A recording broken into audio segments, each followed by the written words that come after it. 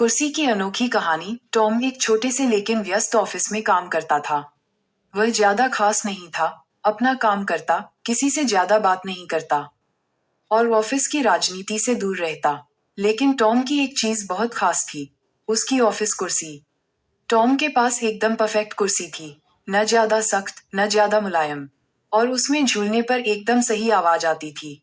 Tom इसे office की Rolls Royce कहता था। एक दिन जब टॉम ऑफिस पहुंचा तो वह ठिठक गया। उसकी कुर्सी गायब थी। उसकी जगह एक टेढ़ी मेढ़ी चरमरती कुर्सी रखी थी, जो ऐसे दिख रही थी जैसे किसी तूफान से बचकर निकली हो। मेरी कुर्सी कहाँ है? टॉम ने पूरे ऑफिस में गुस्से से पूछा। ऑफिस की रिसेप्शनिस्ट ब्रेंडा ने कंधे उचका दिए। मुझे लगता है कि माइक ने इसे कल मीटिंग के लिए ले लिया था, उसने कहा। टॉम गुस्से में माइक की डेस्क की ओर बढ़ा। माइक, मेरी कुर्सी? अरे, वह कुर्सी तो कमाल की थी, माइक ने मुस्कुराते हुए कहा। मैंने इसे मीटिंग रूम में छोड़ दिया, तुम वहीं से ले लो। टॉम ने गहरी सांस ली और मीटिंग रूम की तरफ बढ़ गया।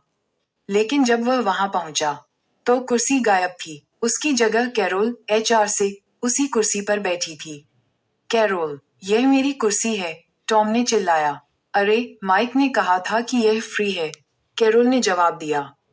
नहीं, यह मेरी है, इसे मेरे डेस्क पर वापस लाओ, टॉम ने गुस्से में कहा।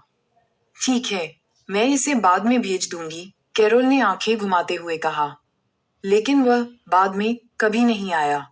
दोपहर के समय टॉम ने देखा कि ग्रेग, ऑफिस का शरारती कर्मचारी, उसकी कुर्सी पर रेस कार की तरह ऑफिस में घूम रहा था। ग्रेग, यह कोई खिलौना नहीं है, यह मेरी कुर्सी है, टॉम ने चिल्लाते हुए कहा। अरे आराम करो, टॉम, ग्रेग ने हंसते हुए कहा।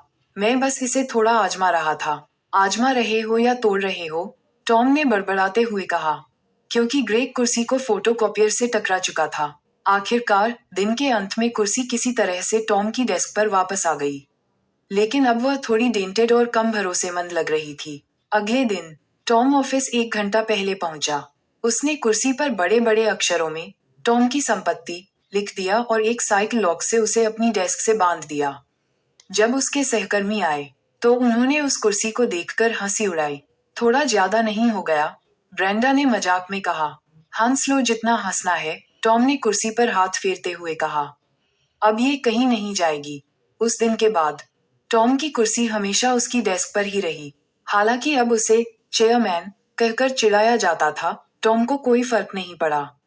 हर बार जब वह अपनी कुर्सी पर बैठता, उसे लगता कि उसने जीत हासिल कर ली है।